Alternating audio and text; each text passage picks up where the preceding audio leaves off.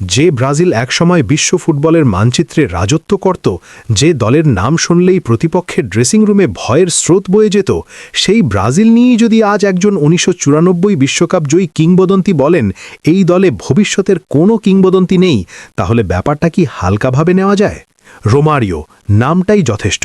Brazil ফুটবলের ইতিহাসে যিনি শুধু গোল স্কোরার নন, একজন চিন্তাশীল বিশ্লেষকও।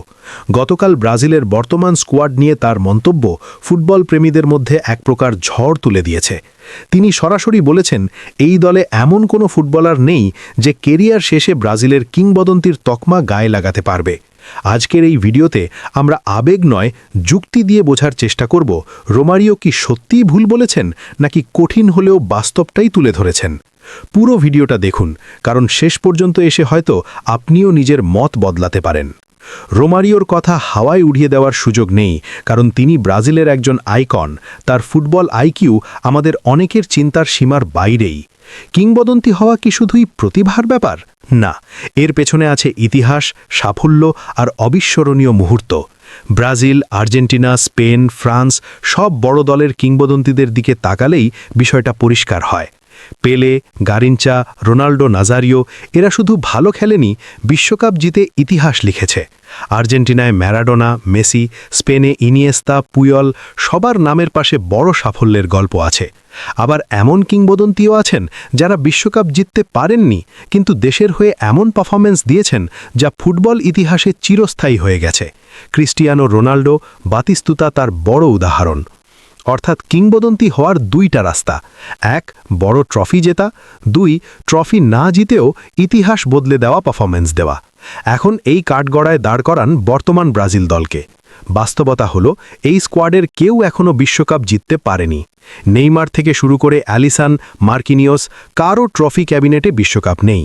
নেইমারকে আলাদা করে বলতে হয়, কারণ তিনি ইতোমধ্যেই ব্রাজিলের সর্বকালের সেরা গোলদাতা, নিজের জায়গা ইতিহাসে লিখে ফেলেছেন। কিন্তু তিনি প্রায় শেষ প্রান্তে। প্রশ্নটা বাকি সবাইকে নিয়ে। মার্কিনিয়স, দানিলো, এডারসন এরা কেরিয়ার শেষ করে বিশ্বকাপ ছাড়াই তাহলে কি পেলে, রোনাল্ডোর কাঁতারে ঢোকা সম্ভব? কঠিন প্রশ্ন, কিন্তু উত্তরটা আরও কঠিন না। এখন তরুণদের দিকে তাকাই। Vinicius Junior, Rodrygo, Raphinha, Bruno Guimaraes নামগুলো শুনতে ভালো, ক্লাব ফুটবলে ঝলমলে। কিন্তু জাতীয় দলে তারা কি করেছে? বিশ্বকাপে, বড় মঞ্চে, চাপের মুহূর্তে তারা কি ইতিহাস বদলানো কিছু দিতে পেরেছে? এখনও না। হ্যাঁ, সুযোগ আছে। যদি তারা বিশ্বকাপ জিততে পারে, যদি বড় ম্যাচে দলকে টেনে নিয়ে যায়, তাহলে ভবিষ্যতে কিংবদন্তি হওয়া অসম্ভব নয়। কিন্তু এখন পর্যন্ত পারফরম্যান্স সেই স্তরে পৌঁছায়নি। গোলকিপিং পজিশনে অ্যালিসন, এডারসন ভালো গোলকিপার, সন্দেহ নেই। কিন্তু ব্রাজিলের কিংবদন্তি গিলমারের পাশে দাঁড় করালে পার্থক্যটা চোখে লাগে। ডিফেন্সে মার্কিনিয়স, মাগালায়েস কিছু ভালো মরশুম আছে, কিন্তু ৮-১০ বছর ধরে ধারাবাহিক আধিপত্য নেই। কাফু, রবার্তো কার্লোস এই বয়সেই বিশ্বকাপ জিতে নিজেদের আলাদা স্তরে তুলে নিয়েছিলেন। বর্তমান ফুলব্যাকদের দিকে তাকালে সেই আগুনটা খুঁজে পাওয়া যায় না। মিডফিল্ডে কাসেমিরো ইতোমধ্যেই কিংবদন্তি, এতে বিতর্ক নেই। কিন্তু বাকিরা? ব্রুনো গিমারেসের সম্ভাবনা আছে, তবে সেটা প্রমাণ করতে হবে বিশ্বকাপে। পাকেকা, গার্সন ভালো ফুটবলার, কিন্তু কিংবদন্তির মানদণ্ড আলাদা। অ্যাটাকিং মিডফিল্ডে নেই খাঁটি প্লেমেকার। উইংয়ে রাফিনহা, এস্তেবাও ভবিষ্যতে কিছু একটা হতে পারে, কিন্তু এখনও সে গল্প শুরু হয়নি। ভিনিসিয়াস ক্লাবে দুর্দান্ত, জাতীয় দলে এখনও ছায়ামাত্র। আর সেন্টার ফরওয়ার্ড, সেখানেই সবচেয়ে বড় শূন্যতা। রিচার্লিসন, কুনহা উপযোগী, কিন্তু কিংবদন্তি নয়।